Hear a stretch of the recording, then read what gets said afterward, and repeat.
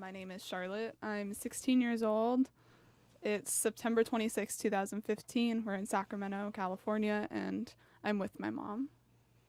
And I'm Marla Todd, and I'm 55 years old. It's September 26, 2015. I'm in Sacramento, California, and I'm here with my daughter, Charlotte. Okay, I'm here with Charlotte, and we're pretty close, aren't we? Yeah, always. And you're my only child. And tell me some of your feelings about being an only child.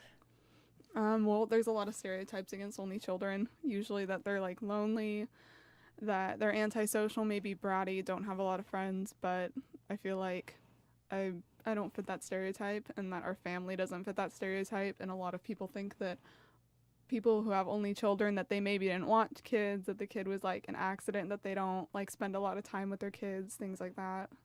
Yeah, you've never been the one to sit in the corner alone with a book. Mm-mm. You're always out trying to make friends. And what do your friends feel like who are only children? Same way? Yeah, pretty much. And so yeah, we have a lot of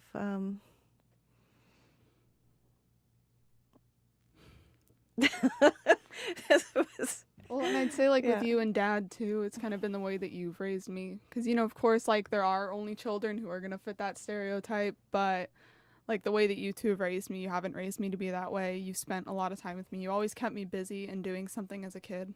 And I think one thing too is you've always been a from the start, you've always been a big picture sort of person, even when you were small, really small. It wasn't just you and your dad and I and Granny and Daw, your grandparents were my parents. You always had this uncanny knack to see the whole world. I remember one of my earliest memories of you was it was 2001. It was September 12th. Excuse me, I get choked up. We were outside, and you were just a tiny little thing. You turned 2 in July, and you were always a big talk. I mean, you talked early, and I was holding you, and you looked up in the sky, and you said, "Mommy, where are all the airplanes?" And just making that observation, because we'd always look for planes. Mm-hmm. And even beyond that, you always were looking outside of your own family and trying to explore the world and trying to see what else was out there instead of looking in onto yourself. And just the way that you've looked at people, and like whether your whole life, whether they're in wheelchairs, or people always worry about their kids staring at people or saying rude things, and you always accepted people the way they were, and whether they were in wheelchair or special needs, especially special needs people, you've always taken them for who they were and never treated them like they were different than anyone else, or if they were a different color or had an accent. It was always just something that made them more interesting to you. And I've always really admired you for that, because that's one of the big things with that you hear a lot of parents and talking about is, oh, my kids say rude things, and I never had to worry about that with you. I think the only time you ever really stared at someone was once there again when you were really tiny. It was really late night, and we were at a grocery store in line, and there was a man with 2 full sleeves of tattoos, and you just stared and stared and stared, because I don't think you'd ever seen a human with pictures all over his skin, and it was the first time you had seen it, and you were just looking and looking, trying to figure out what everything was. And like now we sit around Yeah, with the family and we watch tattoo shows. yeah. Now we're big Ink Master time. fans, and I always said if that could be, if I hadn't been a graphic designer, I would have loved to have been a tattoo artist, Because I mean that would be just incredibly, I mean, so personal. And since I really love pen and ink, that would have been just really, one of those, if you can go back in time. And that's something that, as you grow older, you'll see a lot of things. You always have options, but, you can always go ahead. You can always move ahead. And, with life, you never know what your options are going to be. And going back to like the acceptance thing, though, I think a lot of that too could have had to do where you sent me to school. Yeah. And like you and Dad too always made sure that that wasn't acceptable.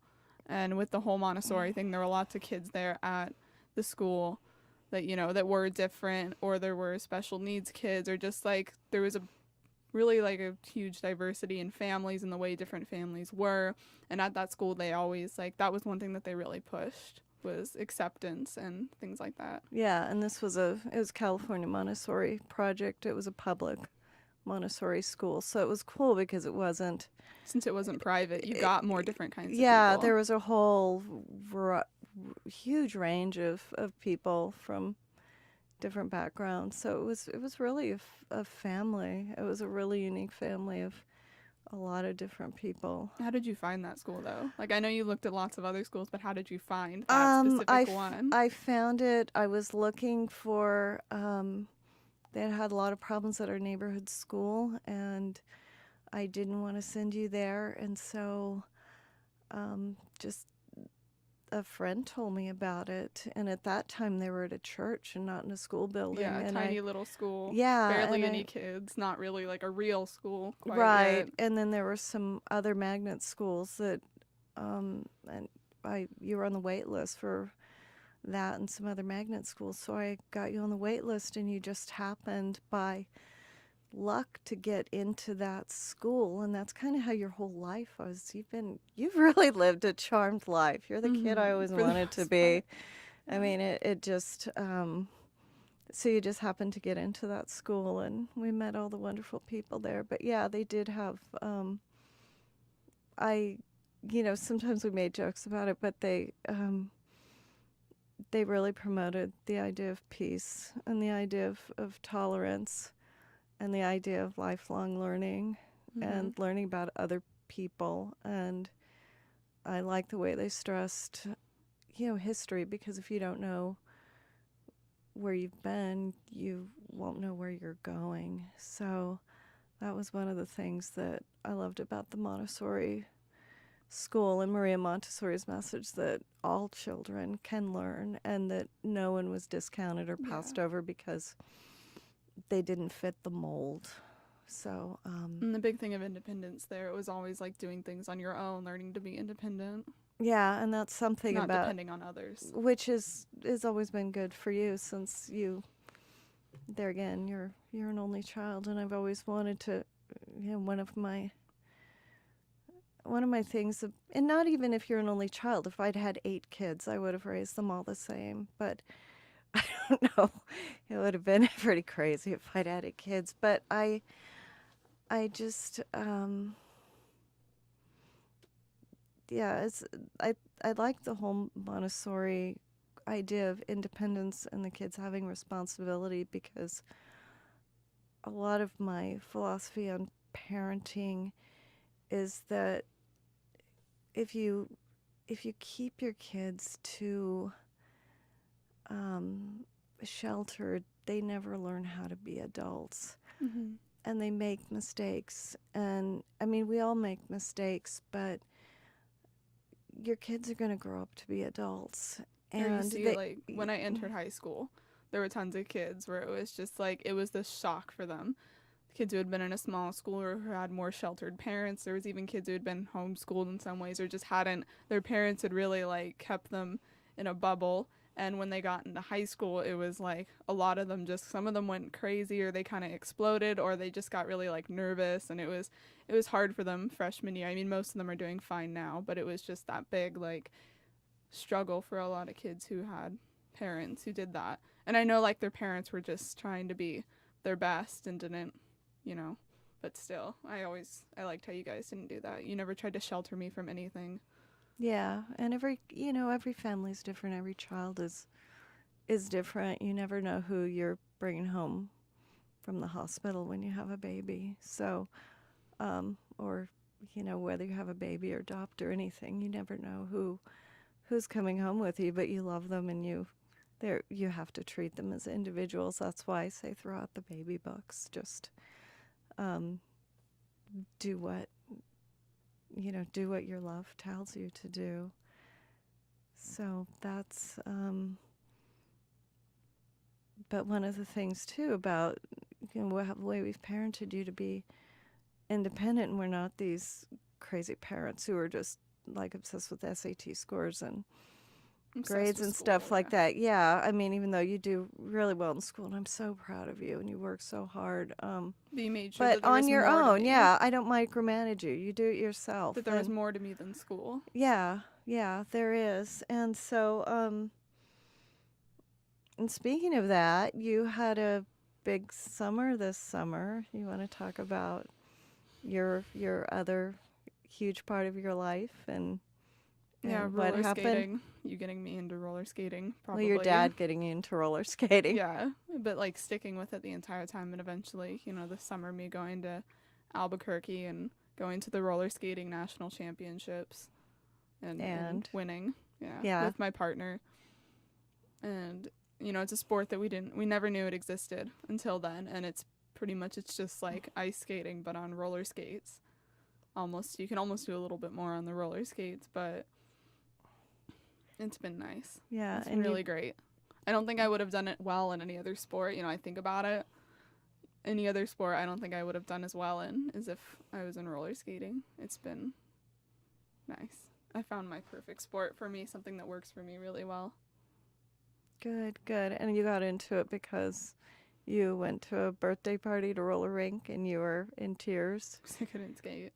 And your dad took you to Saturday lessons, and the next thing you knew, you were in the club and you were in competitions and you were the best skater in your school.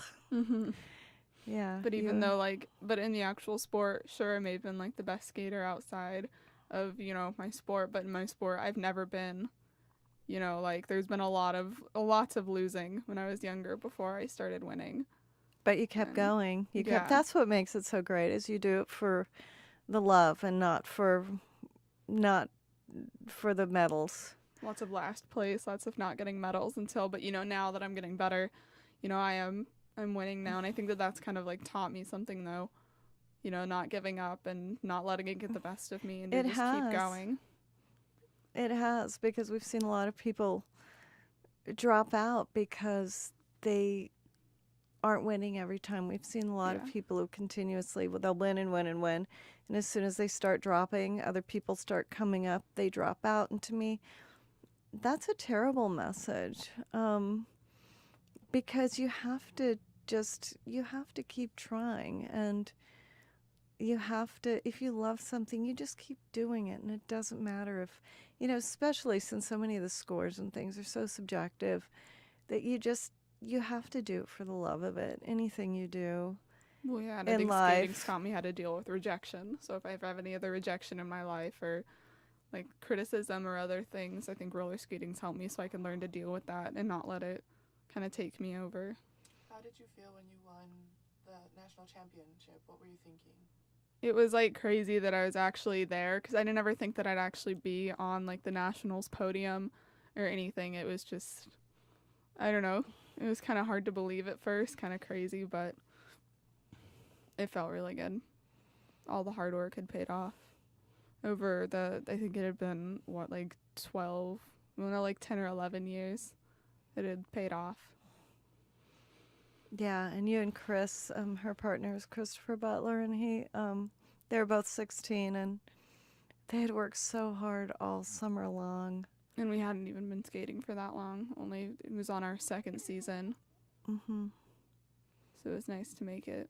You're gorgeous out there. What's funny is it's one of those sports where you dress like you're going to junior prom every time you go out, but you get to as hot and sweaty as football and basketball players and work as hard. And it's, you guys, when you were out there, I mean, just all eyes were on you. And it was just, it was just really, really incredible. It was really, really fun to see.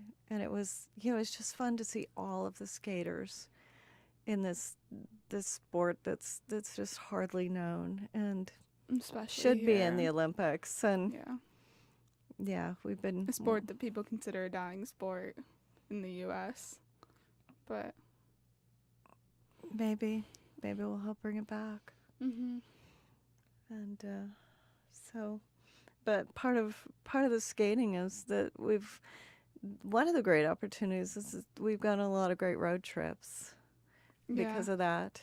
That's always been fun, and that's where we every year going to Fresno, driving like Fresno. 3-4 hours through Central California into Fresno, and all the weird things like in Fresno. It's just we always no matter where we go, even driving, people say, "What's in Fresno?" And we found so much to do, and we always explore, and we always go to parts of town where a lot of people say, "Oh, I'll never go over there," or never do that. But we've always managed to get, like when we went to, that little restaurant that nothing was in English and nobody spoke English. We've done a lot of that, and it never bothers us. It's always great. And just people like, "You went over there?" And it's like, yeah, yeah, that wasn't a problem at all. And or all the different zoos we've gone to, and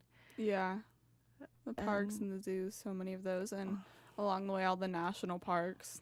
Like this summer when we were driving from Sacramento to Albuquerque, all the different like parks and just little places we stopped at, or stopping in the Indian reservations, which is like completely different than what we see every day.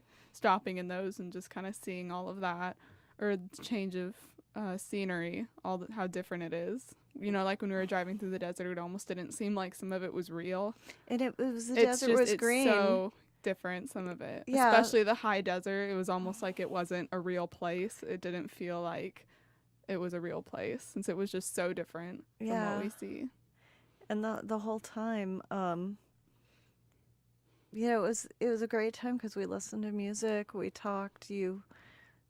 While I was driving, you researched presidential candidates. We looked over everybody, and then everything about that state that we were in. Yeah. Looked up every little town that we passed by. Every little town, every little historic thing. So the whole thing, thank you to getting internet and our phone, we were able to research as we went along. That or was just a lot stopping of fun. at all those tiny little towns, like the one that we stopped at when it was raining, where it was somewhere in Arizona up in the high desert. It was that small little town, and it was raining. And I don't think it was in one of the Indian reservations, but we had to like go to the bathroom so badly.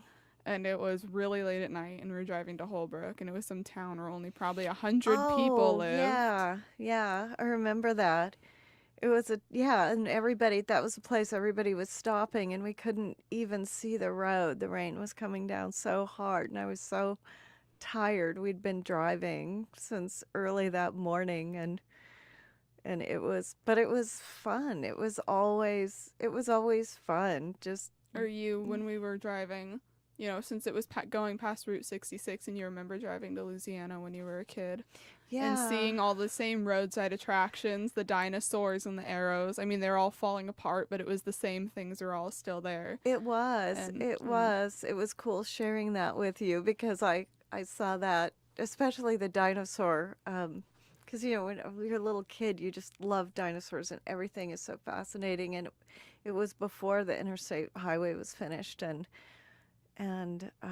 seeing the old faded billboards was just amazing. And when we went through, I remember when we went through Gallup, New Mexico the first time, and I told you about when I was small. Oh, it was probably like 1966 or 65 or 66, and we were driving through Gallup, New Mexico in our station wagon. Then there was a Navajo, some sort of festival, and I will always remember we were the only, I think we were the only people of European descent for miles and miles and miles, and there were all these women with these beautiful dresses. They looked like they were purple and black velvet, and they had on their squash blossoms and all their beautiful silver jewelry, and their hair was up, just like pictures I'd seen in an American Indian book that we had put out by National Geographic that I looked at for hours and hours when I was a kid, that I just loved. And here they were, and my dad's driving along, and he's got the movie camera going, and I've got to find that thing. But it was so, I mean, it was just like a world that, maybe we'll never see again. But I saw some of the roundhouses out in the desert. Some of them are still there, and but it just, our trips just flooded back all the memories of trips when I was a kid, but we made new memories too. And the first time we drove to New Mexico, and we did drive along Route 66 after leaving the petrified forest. Mm-hmm. And you could see, like, I remember there was that big rain cloud, and you could see, like, the rain coming down, even though it was, like, miles and miles away. And there was no one on the road. It was just, like, and we just drove, and we didn't know where we were going to be able to turn off and go onto the main highway. And we stopped at that rock shop. Oh, it was huge. right outside of the park. And they had just row after row of all kinds of different rocks and stones, and they were all gorgeous. And in the back, they had, like, that little museum type thing where this guy had collected all these fossils and other, like, just really cool things. And I remember he had, like, a human skeleton back there, like a really old one. Oh, yeah. And I think he had, like, some kind of thing, like a crocodile fossilized back there, and just all kinds of other weird things. And we got those 2 really pretty pieces. You got that one of the petrified wood, and then that white crystal. Yeah. From the geode. Yeah, I've always kind of. And we probably spent, like, hours in there just looking around. It was fun, and that's one thing that's wonderful about our road trips is we kind of know where we're supposed to end up at night, but we have no. That's how we saw the meteorite. Yeah, the big meteor, where I'd seen it when I'd flown over Arizona before. I'd seen it, and your mom, when we were in a plane together going to Louisiana on that trip, we'd flown over, and I remember her telling me all about it, and how she said when she took your nephews there, and how she was able to camp, like, inside of the meteorite or somewhere around it. They let her camp inside of it, and she was telling me everything about it. So when we passed it, like, I knew it was in Arizona and that we were going to pass it. I knew, like, we had to go to it. I just wanted to go so badly. Like, space has always interested me and all of that stuff. And it was about to close, and you didn't necessarily want to go that much. We turned down the road, and we drove and drove and drove, and it was like, Charlotte, where are we going? And when we got there, it was amazing. It was just a giant hole in the ground, but it was so cool. It was. I think it's a mile wide. And it was biggest meteorite in the world. You were so fascinated with it. It was just fun. I mean, we just stop and everywhere. Just if we feel like stopping, we stop, and that's what's something so that's much cool. We pull over and look at it. Yeah, we talk and we listen to music, and pulling over to the Continental Divide when we were coming back. Even though there was nothing there was some old store that you'd probably seen when you were a kid, some really old sign. And it was just, there wasn't really anything there, but we just pulled over to see, just 'cause. Yeah, it was just the mesas, the red mesas were so beautiful over it. The scenery was just incredible. There was, like, Red Rock State Park was over there or something, and all the gorgeous rock formations driving through Arizona and New Mexico. And then we stopped at some rest stop out in the middle of nowhere, and it was so hot, and there were nobody except a truck with 2 guys in it, and one of them was looking at some of the maps and things, the displays that the state puts out in rest stops. And you looked at me and you said, Mom, that guy is gorgeous. What is somebody so gorgeous doing? So random alone out here in the middle of nowhere. Oh, that was really funny that you said that. It was just all our observations on the people that we see, and as we do road trips, we keep seeing the same people at rest stops and the same everything cars. else. Yeah, all the way along the road. When you go on road trips or when you go somewhere else, seeing just different people. Yeah, that's always nice. It is. It's always fun. It's fun to, and you find that things are different, but wherever you go, things are a lot the same too, in the terms of people, and most people are really nice too. That's one thing traveling. you hear so many bad things in the media, but people are nice. Mm-hmm. But what are some other things you want to talk about? Concerts and music? Sure. Take an entire step away, but you've always taken me to concerts. Most parents, it's always been like, no, I'm not going to take my kid to a concert. There might be something bad there, like drugs and fighting, or I don't like the music, so I'm not going to take you. But you've never really, you've always been like, sure, let's go. The good thing about you is you started listening to, your dad likes his Metallica and all His metal his Van and rock Halen and everything, but you started listening to your indie and pop punk on, what was it, YouTube, where you started discovering music when you were around 10. You started listening to things, and so much of the music you listened to had a lot of influences from the music. Yeah, that you from guys music that listened to. I listened to when I was in high school, and so it was just like an extension of that, and so except for then when they do a lot of screaming, I really like what you listen to. So when you've wanted to go to concerts, I've just been really impressed. And you've always ended up having fun. Yeah, and it's not huge. It's always in smaller venues where that's why I like the club. It's called Ace of Spades, where we usually go, because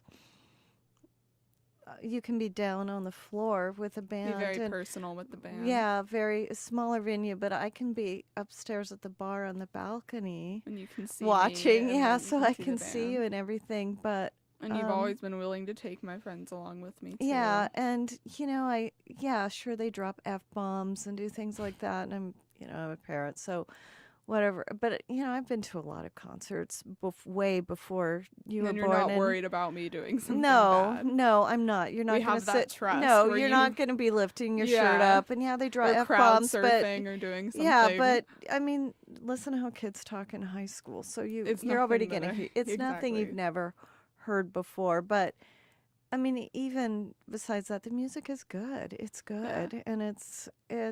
But you have that trust in me. Yeah, I do. You and I have that lots of trust. I do. I've never had to worry about and you. And it doesn't encourage me to do anything decisions. bad, because I know that you trust me and that you'll let me do most things. Obviously not anything that's bad or gonna harm me, but you have that strong trust in me.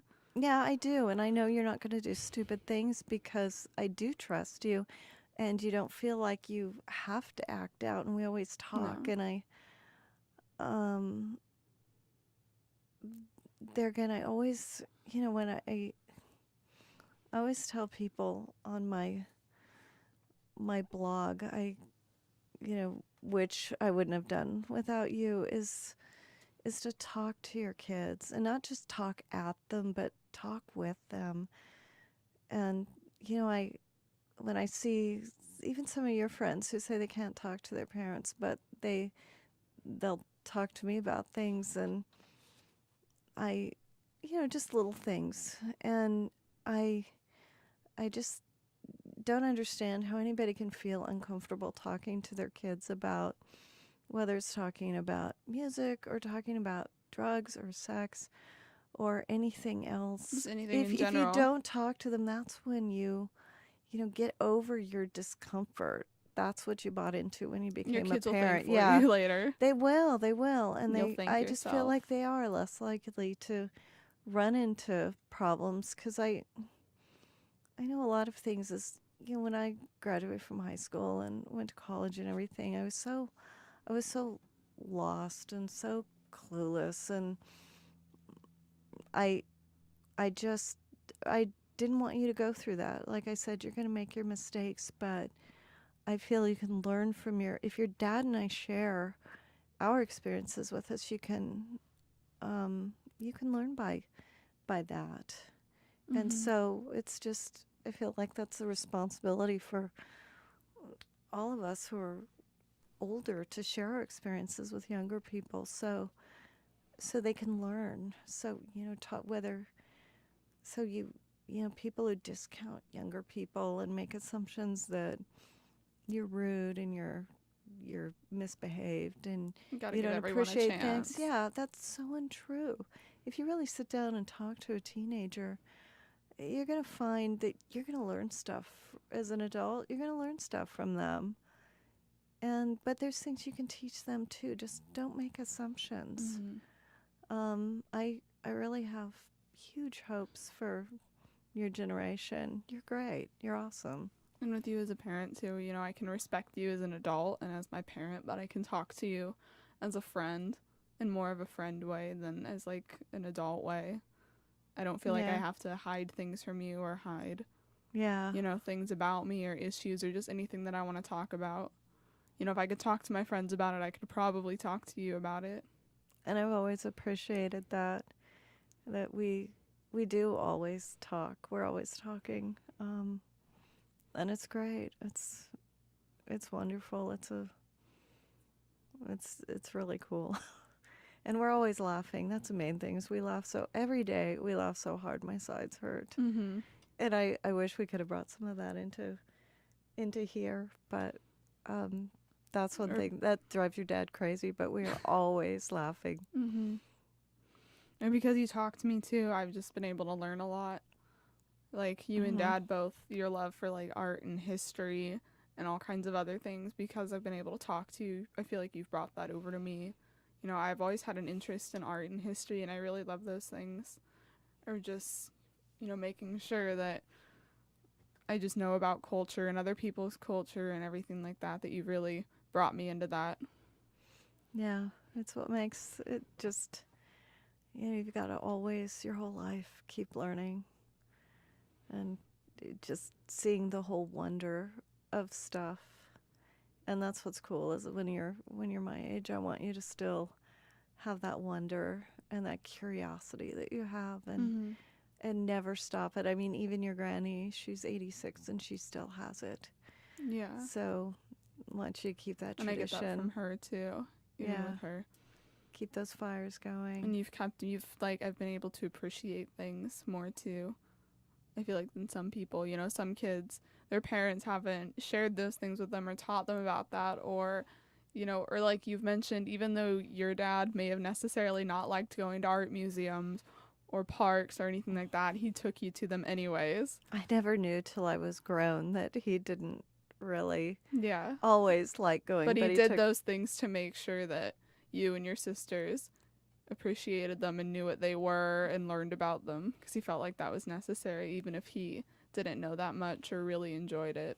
Yeah, and I know on some level he did, but you know, he did that because he loved us and because he was a teacher. Yeah, and he wanted you to be good people and grow up and have those things with you. Yeah, and as I said, we learn. You know, you have to take the good things and then pass them on, whether it's to your kids or to other people, you know, who aren't your children. You just, and that's what I've tried to do with you, is just pass on the good things. Learned a lot from your parents, you know, since they did live so close and I was able to see them all the time and grow up with them, especially, you know, like your mom and stuff. No, you guys are really close. Yeah, I wish she could be here with us today. And she shared like all of her stories and stuff with me of her growing up, because her life was so much different than yours and mine. Her childhood growing up in a small kind of, you know, she didn't have a lot. Her parents were divorced. Yeah, she's a depression baby. So it does make a big difference. And then she's a depression baby. I guess I'm on the tail end of the baby boomers, and then you're on the tail end of the millenniums. She was born in 29, you were born in 59, and then I'm in 99. Yeah. Yeah, so if you ever have any kids, they'll have to be born in years that start with 9. That would be fun. I don't know. I've always liked the stories that she's been able to share. And so then someday you'll be able to share your own stories. Anything else? So what do you see in the future for yourself? What do you want to do? You know, I'm still not exactly sure, like most people my age, because, you know, I figure I still have time. You know, with you, like, you've kind of made a career change and a like life change, so I figure you can do that at any time in your life. You can always change things that you're doing, and you don't have to stick to one thing your entire life and keep that. No, you don't. Yeah, I was, over 30 years. I was a graphic designer, and now I'm switching over to, hopefully, switching over to writing full time. You know, I feel like I'm getting into a new chapter in my life because, you know, I'm going to graduate high school soon, and then I'm going to go do whatever I do, probably go to college, and then you know, you're changing. And that will be a huge change for me because I'll just be at home with your dad and But we're both the dogs making and those big changes Yeah. in our life. it is. And I I'm remember starting to look at a new chapter, and you're entering a new chapter and figuring out what you want to do. But no matter where you go or what you'll do or what I'll do, we'll still be together. Mm-hmm. I think we'll always be close. I know my sister has asked me, what am I going to do when you go off to college? And I've told her, of course I can keep, You'll be I fine, was you know. 39 when you were born, so I know what to do with myself. But we'll still be close. You'll still Yeah, be I'm not there. going to stop talking to you or You'll stop seeing you. Yeah, you'll still be my daughter. You always will be my daughter. I love you so much because you always will be there. And it's just, it's been amazing. It's been an amazing journey being, having a family and having you and your dad in my life. And I never knew because, I didn't get married till I was 36 and I didn't have you till I was 39. And I had, I knew it would be nice, but I had no idea how good it would be. So it's been great. Mm-hmm. It's been great. I hope it's been great for you. Yeah, definitely. And anything else that any questions for me? Any questions for you? So we're so I know it was funny. I wish we had more time for this. When you were little, you used to like to hear stories about when I was a kid. And I remember I told you the story about a friend and I were walking home from school, and we were opening all the mailboxes because we were feeling very naughty. So along the road, we opened every mailbox, and we finally opened one big box. And there was a huge salmon in it. Mm-hmm. This huge dead salmon that they'd pulled out of the river. And You we screamed. screamed and we ran. Oh, we ran about a mile home just screaming and laughing. And I have no idea who put the salmon in that mailbox, but I it know was you'll so funny. continue to share those But- stories with me. Yeah, and have funny adventures like that. Things like the fish in the mailbox or other funny things that happen, or things that happened when we were kids and things that happen now, Mm-hmm.